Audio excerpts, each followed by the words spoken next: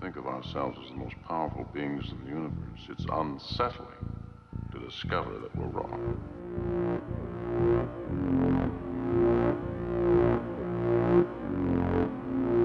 Time has come to see the world as it is. Can we pull back the veil of static and reach into the source of all being? Behind this curtain lies this random pattern generator. You will be responsible for an escalation that will destroy everything. Welcome to Chaos Shamanism. This is the Clairsentient Psychonaut. In this episode, I want to talk about a very strange yet very positive occurrence in my life from sometime in 2007. Now, my cat was a kitten at this time, and I noticed one morning that she was limping around, not using her right front leg. When I took her into the vet's office and had x-rays done, it was revealed that she had a bad parallel fracture in her leg. For those unfamiliar with the term, her bone was snapped in two, and each end of the broken bone was lying alongside the other in her arm. I remember choking back a sob at seeing how bad it was, very distressed over how much pain she must be in. I can only imagine that I was walking around in my apartment with music or the TV on, wearing shoes, when I accidentally stepped on her arm without hearing or feeling it. She was a small kitten at the time. The vet told me that either she would be lame for the rest of her life and in a considerable amount of pain, or she needed rather extensive surgery to have the bone reset and bound. I told him that I would discuss it with my family, as I would surely need their financial help to pay for such a surgery, and then I took her home. That night, absolutely consumed with guilt and sympathy for the poor young animal, I fell down to my knees and broke down crying hysterically. I remember calling out for help from anyone or anything that could hear me. I wasn't necessarily praying to God, it was more of an open plea for some kind of help from whatever kind of invisible beings or intelligences that just might be out there. I collected myself and went to bed, planning on asking my family to help pay for her surgery. The next morning, to my astonishment, I saw her walking around easily on all four legs, not limping at all. And I'll continue this story after this segment. What the hell in God's name is going down here? February 1965, 40 in Times. Mrs. Lawrence Loeb of Calumet, Oklahoma, saw another of our damn things. This one had the body of a wolf but the head of a deer. Same article in same 40 in Times, another damn thing. This appearance was seen by two men, D.B. Clark and H.H. Christensen, in Canby, Minnesota. It appeared to be half deer and half horse. Worse, when Clark tried to see if this walking blasphemy against eternal law would run like a deer by making a noise to frighten it, it appeared unimpressed.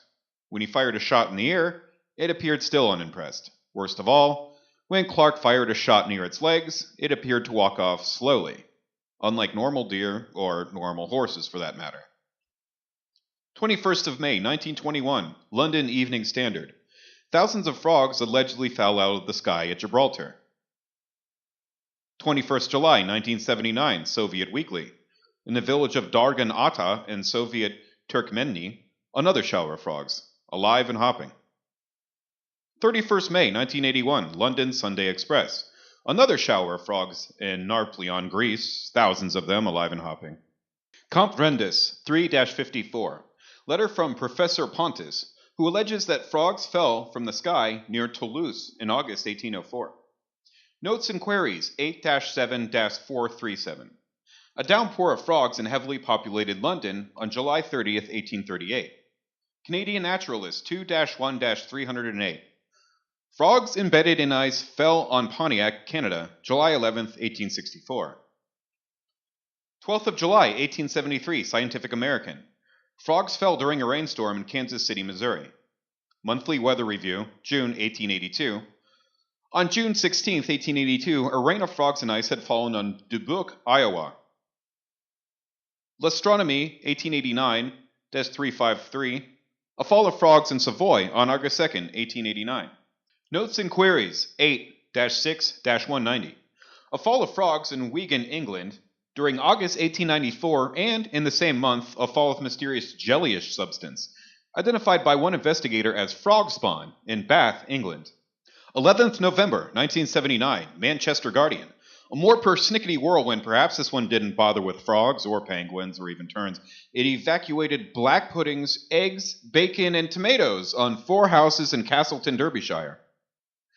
The pattern of segregation or seemingly conscious choice continues. The materials for a North Country English breakfast were selected by the anthropomorphic whirlwind, apparently. But there is worse. It came back several times. Like the personalized whirlwind that dumped frogs on Gibraltar in 1914 and then came back to do it again in 1921. Maybe it wasn't a whirlwind, maybe it was an aerial prankster. And the police considered that. They started a nightly patrol. The edibles fell again, and again, and again. Tons of them. Nobody was caught dumping them. The police investigated thefts or unusually large purchases from local food stores, and they found none. 4th June, 1981, Stockport Express, England. A rain of coins in reddish between Stockport and Manchester. The coins varied between 1-pence pieces and 50-pence pieces. Report of the Smithsonian Institute, 1870, page 479. A block of ice fell out of the sky at Seringapatam, India, in 1800. It was the size of an elephant. 30th December, 1956, London People. A fall of coins in Hanham, Bristol. 5th of August, 1940, London Daily Express. A fall of coins all over the city of Mesherara, Russia, during a rainstorm. 10th December, 1968, London Daily Mirror. Rain of coins lasting 15 minutes in Gateshead, County Durham. Worse yet, they were all bent in the middle, as if to invoke the supreme demoniac horror of fundamentalist materialism, Uri Geller himself. C. Blinkenberg's Thunder Weapons, 1911, gives a long, very quite long list of arrows and axes said to have fallen from the sky in China, Burma, and Japan from ancient times to modern. Many of these are preserved in temples and shrines. What the hell in God's name is going down here? That was a public service announcement designed to scare the shit out. Right, after seeing that my cat was not limping around anymore, I decided to take her back to the veterinarian's office. He showed me the x-rays, pointing out that not only had her bone been set back in place with precision, but the bones were now solidly fused. You could still barely see a tiny fracture from where the bone had been completely broken, but her arm was now in a state that could only reasonably occur after extensive surgery and time. All this healing had, however, somehow occurred overnight. Later, he told me that her x-rays had become a bit of a sensation in veterinary circles, and that she had been dubbed the Miracle Kitty by the vets who would ponder how such a thing could possibly happen. A bit reluctantly, I told him that I had cried out for anyone or anything to help her, and the next day she was fine. And now when I took her back to the vet for more x-rays, the vet came back in the room and asked me what hospital I had gone to for her surgery. When I told him that she had no surgery at all, he could hardly believe me. Now, I still have her to this day. I'm looking at her right now as she sits by the sliding glass door watching for small birds and the occasional stray that taunts her from the other side of the glass.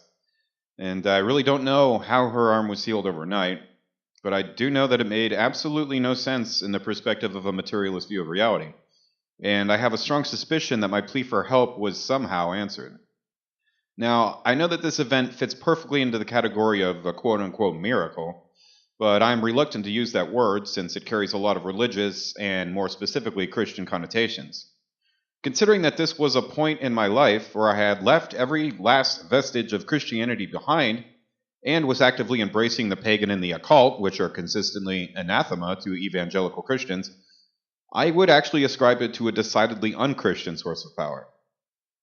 This was the first truly moving, unexplainable event in my life, and it wouldn't be the last.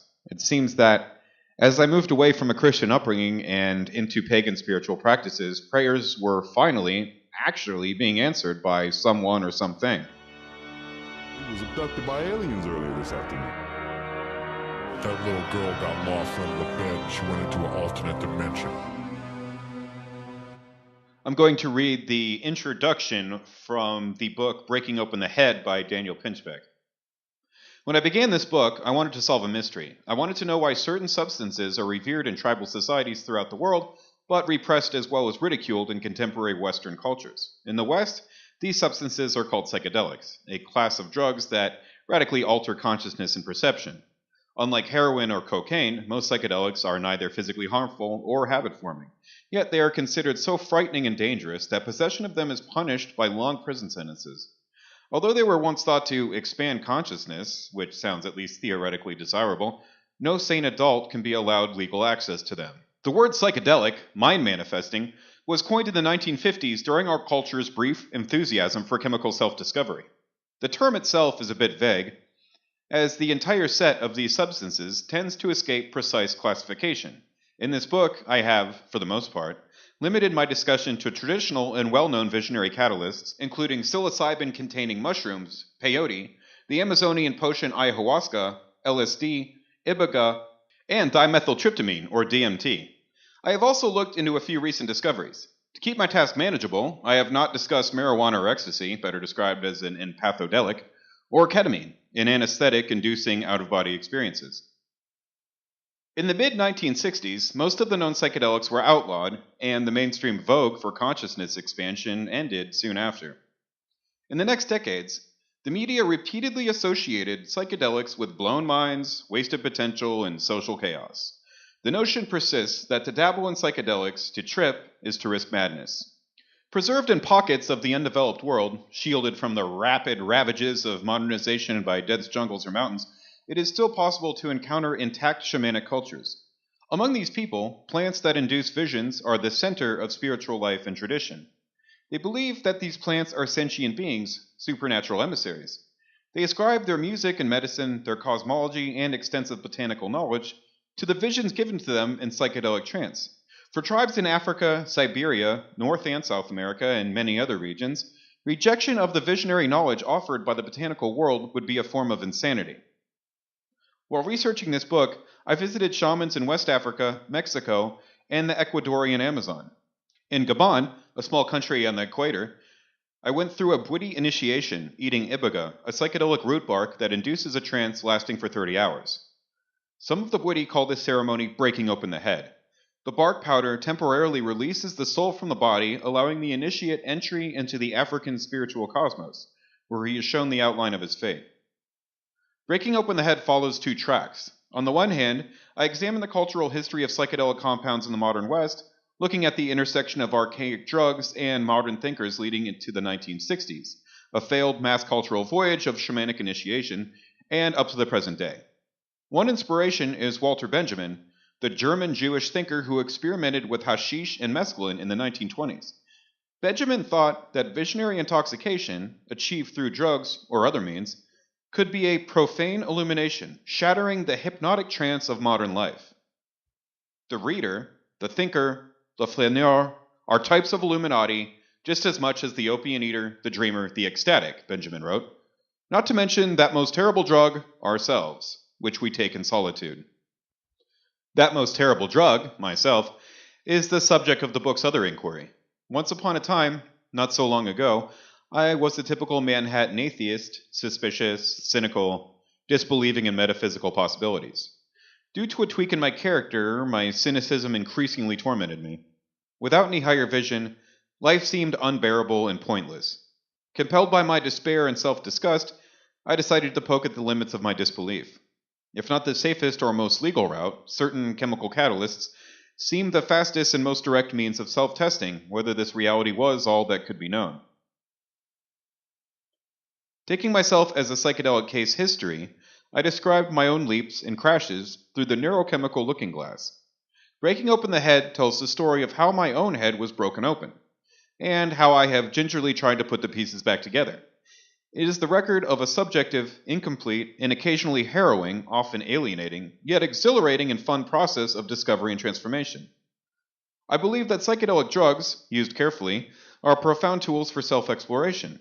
The forbidden substances can be a precision technology for revealing the interstitial processes of thinking, the flickering candle sputters of emotion, the fine-tuned machinery of sense perceptions. The unfolding of the self through an increase in perception, cognition, and feeling is one level of the trip. On low doses, that is all you get, and often it is enough. The next level begins where consciousness, suddenly able to go beyond its normal boundaries, bursts open on the non-ordinary world. It fascinates me that these two levels are so closely related.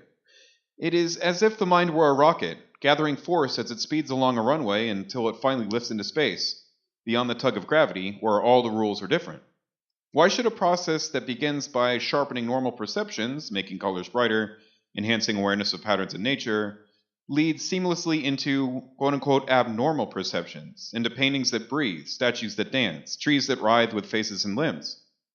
Not to mention, as yet, those geometric and hallucinatory vistas of unleashed otherness revealed to the closed eyes. The visionary power of psychedelics remains a mystery, one that was abandoned by the Scientific Academy when psychedelics were made illegal a generation ago.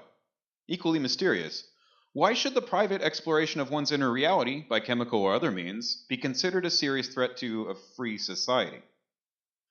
In The Long Trip, a study of visionary drug use through history, Paul Devereaux muses, I sometimes wonder if our culture, acting in the manner of a single organism, in the way a crowd of people or a classroom of students sometimes can, somehow senses a deep threat in its own philosophical foundations residing in the psychedelic experience.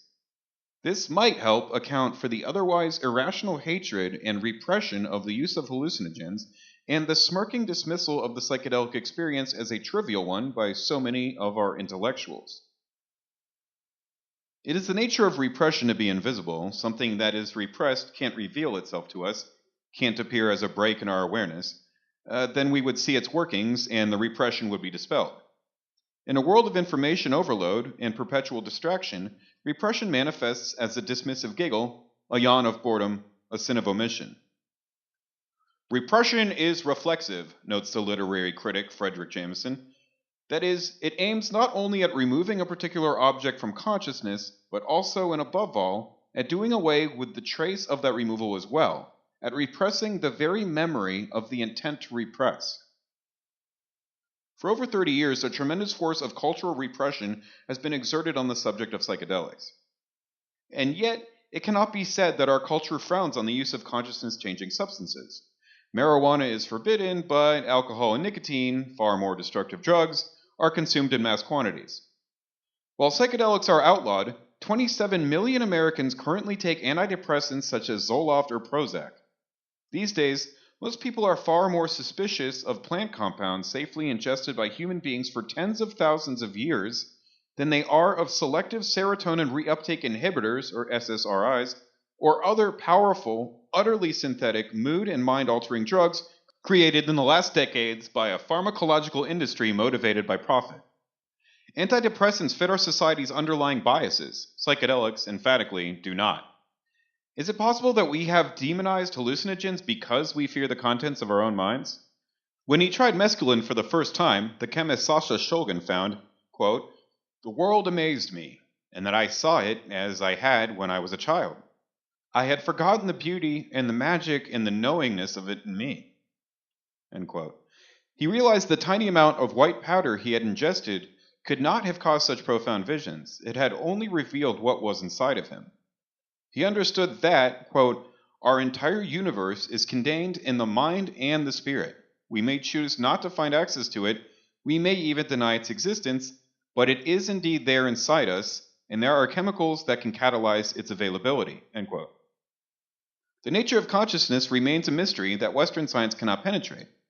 It is not only that our scientists can approach the mind from outside, through descriptions of its functions and logical deductions. There is no means for science, as it is presently constituted, to ask, let alone seek, an answer to the question, why am I here now? And yet that question forms the basis of an individual's thoughts and perceptions. Of course, I am not saying that psychedelics provide an instant answer to that question, but they offer a different set of lenses through which to look at the problem. The self-enclosed logic of secular materialism denies any independent existence to the soul, attributing all facets of the human personality to the synaptical wiring of the brain. Psychedelics indicate that this is not the whole story, especially the lightning strike of dimethyltryptamine, a chemical produced by our own bodies and by many plants. Smoking this, also known as DMT, is like being shot from a cannon into another dimension and returning to this world in less than 10 minutes. The DMT revelation strongly suggests that the psyche cannot be reduced to a manifestation of our physical hardware.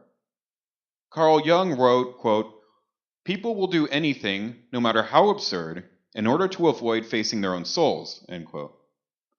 Is it possible that our society has built up a vast edifice of technology and propaganda in order to avoid that inner confrontation? Enveloped by media and technology, we have come to prefer second-hand images to inner experience, what Jung called the adventure of the spirit. The self-knowledge achieved through personal discovery in visionary states seems alien, even repellent, compared to the voyeuristic gaze, the virtual entertainments and hypnotic distractions of contemporary culture. Perhaps we are due, even overdue, for a change. Considering the world's present state of uncertainty, it might seem a strange moment to argue for the validity of controlled shamanic explorations. The entire subject is fraught with prejudices magnified by decades of propaganda. My hope is that people will reserve judgment while reading this book. They are free to consider it as fiction or as a slightly laborious thought experiment.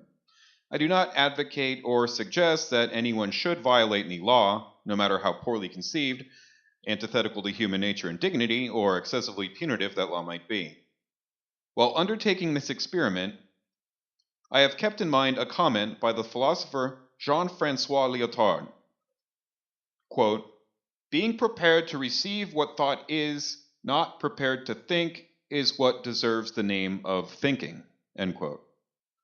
Our society has not been prepared to think seriously about the possibility that plants and even chemicals that transform consciousness might reveal an essential link between the human mind and the natural and supernatural world. It may well be the case, as the late Terence McKenna wrote, that, quote, "the suppression of the natural human fascination with altered states of consciousness and the present perilous situation of all life on Earth are intimately and causally connected."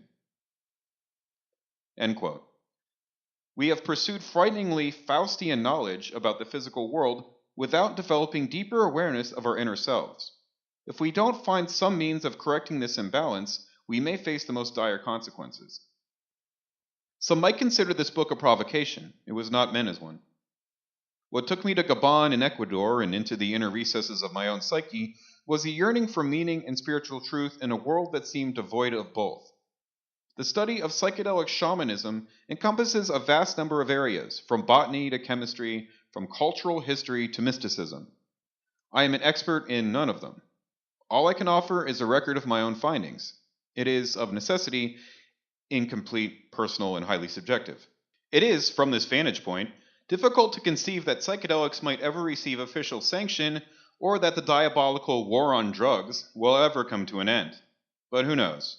Above all else, the psychedelic experience continues to reveal, as it did a generation ago, that reality is far more mutable, capacious, and capricious than we generally allow ourselves to imagine. Time has come to see the world as it is. Disinfo.com, The Dumbass Haunted World When Propaganda Masquerades as Science, by Thad McKraken, written January 16th, 2014. Because last week's reblogging of Robert Anton Wilson's rather harsh critique of Carl Sagan resulted in a rather spirited dialogue on my Facebook page, I did something weird. I decided to take some of my fans' advice and actually read a bit of Sagan's work, which I admitted in the post that I'd never truly done. Sadly, since I spent half my life working a soulless day job, I don't normally have much time to commit to researching things I intentionally avoid for impromptu rants, but I quite quickly found a PDF of The Demon Hunted World, which is the book several people over the years have told me I absolutely need to read, because it will convince me I'm not psychic or something. I don't know what to tell you. I got through 8 chapters or so and found myself utterly perplexed and a bit disgusted. First off, what's compelling from a psychological perspective is that part of the reason that post resonated with peeps had to do a lot with them growing up a huge fan of both Robert Anton Wilson and Sagan. How could one not like the other, vice versa, they think? In reading The Demon Hunted World, this rift is pretty glaringly obvious. Sagan might have done some amazing shit in his day, but that book is fucking terrible. It's anti-UFO propaganda, pure and simple. I mean, that's what it is. Completely devoid of any sort of concrete facts or critical thinking, dead set on pegging all sorts of wide-ranging phenomena to the distinct mental realm of things Joe Sixpack doesn't have to think about. And that gets pretty meta because the title of the book involves a catchphrase, science as a candle in the dark. Yet its entire purpose is to keep the hoi polloi completely in the dark regarding the potentiality of their own inner microverses. Probably so demons can feed off their suffering in Malaysia or something. Your guess is as good as mine on that front, but if it did serve that purpose, you got to admit it'd be pretty genius comedy with the title and all. Moving on. It's impossible to look into UFO phenomenon extensively and not come to the conclusion that something supremely freaking weird is going down. There are just so many odd and varied aspects to it all. Let's go the Occam's razor route, per Sagan's advice, and Lord, so many people have tried to argue the inverse with me over the years and made zero sense in the process. I had no idea this concept either started with him or at least reached a large audience through him. Sad. I can offer a comprehensive explanation of crop circles, UFOs, remote viewing, supposed alien contact experiences, cattle mutilations, out-of-body experiences, psychedelic life transformations, and whatnot in one pretty simple sentence. Consciousness can do a lot of excessively strange shit that we can't currently explain because we haven't bothered to study it. It takes Sagan 8 freaking chapters to quite poorly convince us of the inverse. In other words, that all of these phenomena aren't things that need to be understood because they don't fit into our current materialistic model of reality. The one thing I have to give old hot Carl credit for is pointing out how complicated this shit is, which is sort of why it's such a deranged argument. For those not in the know, what you're running into with alien contactee phenomenon is that it seems directly tied to UFO anomalies in some fashion. So, it's simultaneously an internal and external thing, which Sagan intentionally ignores. The implication is that there are forms of conscious intelligence out there that, rather than advancing well past us from a materialistic technological perspective, have progressed aeons ahead of us spiritually. Rather than building super weapons that can create mega space wars or take down planets or whatever, they figured out how to master the life-death process, separate their souls from their bodies, reincarnate at will, etc. I'd be compelled to say these things probably created us in the first place, which puts them in the realm of what we would call gods, or demons rather than extraterrestrials. Sagan readily acknowledges this, but then quite manipulatively follows with barbs like, "The form of the supposed aliens is marked by the failure of the imagination and a preoccupation with human concerns. Not a single being presented in all these accounts is as astonishing as a cockatoo would be if you had never before beheld a bird." I guess he just conveniently forgot about the part where they penetrate your soul with their telepathic eyes and bombard you with ribaldry beyond your wildest imagination. He claims to have read Stryber and Mack, after all. Now, growing up in Western society, the idea of spiritually ascendant beings completely conflicts with everything we were raised to believe. I understand this better than anyone. After experimenting with things like psychedelic drugs and astral projection, I was pretty much in complete denial about the supposed reality of the things I'd encountered for years. One day, I just snapped, but that's another story. Sagan is using his intelligence and writing skills to spread ignorance, solely because his ego can't deal with the quite logical idea that maybe our minds are capable of way more than we give them credit for, and there is in fact something to this implication of spirit science lurking behind all this UFO weirdness. How in the fuck would we know? We don't study this shit. That's always been my angle. Because of religion's collusion with the military police state, we've been prevented from exploring this avenue of inquiry in any logical manner, as things like DMT are the most logical means, and they're illegal. Sagan is merely a puppet of that religious collusion between those forces of repression, and that's where I get confused with his existence. I'm not sure if this slander writing is a witting or unwitting thing in his world. I can't actually tell because he believes his own shtick here. I think the dude very well could have been far more of a cold-hearted propaganda writer than a scientist when you get down to it. He did have military ties and some pretty hefty corporate backing in Parade magazine, which certainly raises eyebrows. Since I'm mentioning the influence of religion on the state, I should probably point out that playing into the sexual repression that religion has imposed upon humanity is one of Carl Jr.'s greatest tools in bashing UFO people. He comes back to it over and over. Here's one sample. "A larger but similar being, evidently some kind of physician, takes over. What follows is even more terrifying. Your body is probed with instruments and machines, especially your sexual parts. If you're a man, they may take sperm samples. If you're a woman, they may remove ova or fetuses or implant semen. They may force you to have sex." He later refers to them as alien sexual abusers, among other emotionally inciting lingo. It's his favorite trick. Yes, that is in fact a prototypical alien abduction recounting. The implication is obvious, and it's how this phenomenon has been discounted in most people's minds for years because we're so sexually screwed up as a culture. Let's just put this one to bed once and for all. If there was a higher form of life, say, existing in such a vastly different world to us that it would seem alien, why wouldn't they be involved in our sex lives? That they wouldn't be doesn't make any logical sense to me. For example, here's a picture of my dog. Picture of his dog, it's a pug. Adorable, right? You know why he's that adorable? Because we've been involved with the sex lives of pugs for thousands of years now. Of course, from an occult perspective, you conclude this is a metaphor, and that's why this instance that the universe can't be understood solely by replicating patterns of shared perception while ignoring internal reality blinds one from rather obvious conclusions. You can be a genius scientist and have that sex genetics aspect of the phenomenon somehow not add up to you when it's the most rational thing ever. It's astounding that people can be this dense, but ultimately it goes hand in hand with what we know about psychology. If people have a very deeply held belief, supplying them with evidence that conflicts with this deeply held belief actually strengthens it. You need to see this stuff for yourself by venturing inward, or you'll never be able to understand it. Under a pseudonym, Sagan even talks about being unable to comprehend art until he started getting high. And if you can't understand art, you're never going to get spirituality. which is where the preternatural denseness of Sagan is mind-blowing. He spends a lot of time attributing alien abduction to sleep paralysis, but never makes any mention as to why science shouldn't be studying sleep paralysis. Here's a clue. Sleep paralysis is actually the first step in an ancient spiritual technique called astral projection, which can be easily replicated in a laboratory setting, but isn't due to the biases religious repression as opposed to modern science. All I can say is that if Sagan tried it, he certainly wouldn't be singing this conservative tune. Sadly, as much as I respect his pot advocacy, it's impossible for me not to hold a little bit of hostility to the guy after reading what I did of the book. He talks extensively about the danger of witch hunts, and then basically wages one against the late psychiatrist John E. Mack, which is just fucking pathetic. They'll remind you that Sagan is an astronomer who has never worked directly with alien contactees and is arguing against the research a Harvard psychiatrist actually managed to conduct on the topic. If his witch hunt was logical, I could deal with it, but it doesn't actually add up. John Mack is a Harvard University psychiatrist who I've known for many years. Is there anything to this UFO business? He asked me long ago. Not much, I replied, except of course on the psychiatric side. He looked into it, interviewed abductees, and was converted. He now accepts the accounts of abductees at face value. So, you told the guy he should be researching a topic, and then when he did, you proceed to slander the fuck out of him publicly because you didn't like his findings? Yeah, that's scientific and or rational. Guess what? Sagan later repeatedly conflicts this claim of John Mack taking these accounts at face value with quotes from the man himself that he included on purpose. I don't know why there is such zeal to find a conventional physical explanation. I don't know why people have such trouble simply accepting the fact that something unusual is going on here. We've lost all that ability to know a world beyond the physical. And again, when abductees call their experience dreams, which they often do, close questioning can elicit that this may be a euphemism to cover what they are sure cannot be that, namely, an event from which there was no awakening that occurred in another dimension.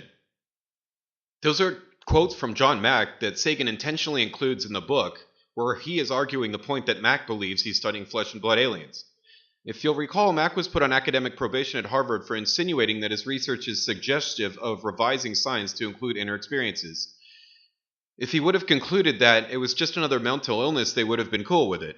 But that's going too far. That's how much of a bias there is against this stuff. Leary and company got kicked out of Harvard for insinuating similar shit, if you'll recall.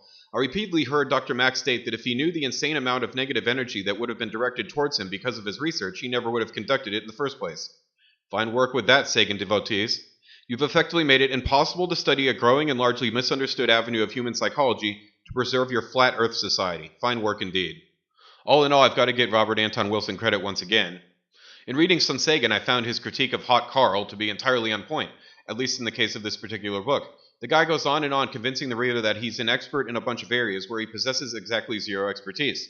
The implication is that he's studied them so you don't have to. It's a shameless tactic that priests use all the freaking time. Trust me, I'm a scientist, not a propaganda writer. Trust me, I'm your preacher. Who cares if I know what I'm talking about or not? Take it on faith. You know what else? He never even addresses any of the ancient alien conundrums. Just doesn't bring it up at all and insinuates that all UFO sightings started in the 1940s, which is demonstrably nonsense. When he tries to debunk crop circles, he actually trots out Doug and Dave, which is nuts. So a guy who spread the phrase, extraordinary claims require extraordinary evidence, is somehow oblivious to the fact that the idea of two old dudes making all the crop circles in the UK over a 15-year period is a pretty goddamn extraordinary claim. Oh, and one that requires no proof because you desperately want to believe in it so bad.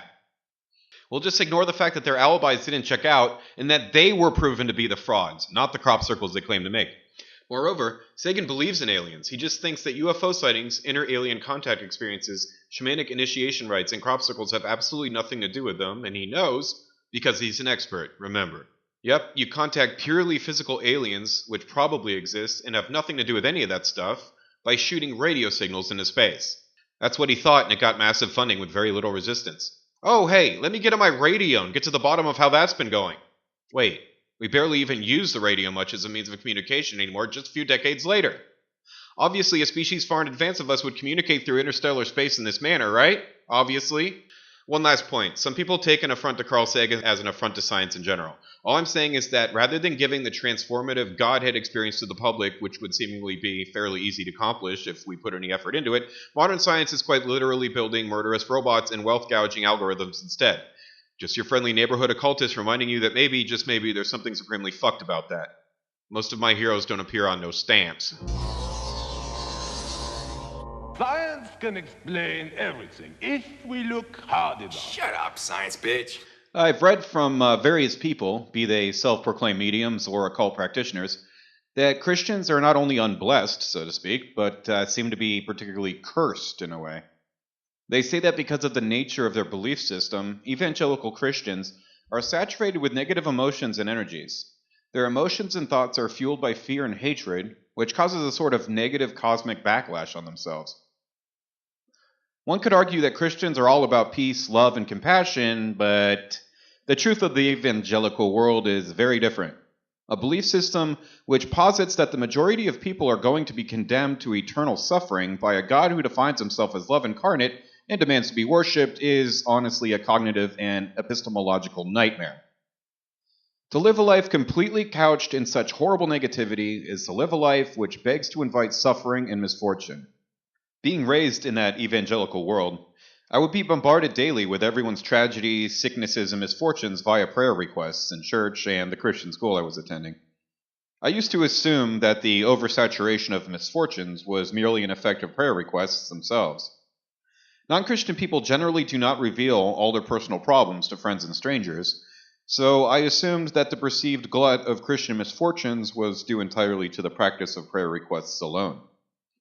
Years later, however, after I had developed close friendships with people who were Jewish, agnostic, or atheists, I couldn't help but notice the marked decrease in personal misfortune they experienced compared to all the Christians I had grown up with. I was now close enough to non-Christian people to be familiar enough with their illnesses, accidents, and financial setbacks to see that they really experienced a remarkably lower amount of misfortunes compared to evangelical Christians. I suppose the lesson here is to avoid belief systems which, at their core, expect followers to immerse themselves in a state of believing that God wants people to suffer eternally and that they cosmically deserve it. Such a mindset can only be fertile ground for deep-seated subconscious states of hate and fear. Any occultist or mystic worth their salt will tell you that such a mindset is the crux of self-destruction and despair. Also, you don't need to be a religious person or even a believer in God in order to ask for and receive help from higher forces. Not only is he like ruining my life,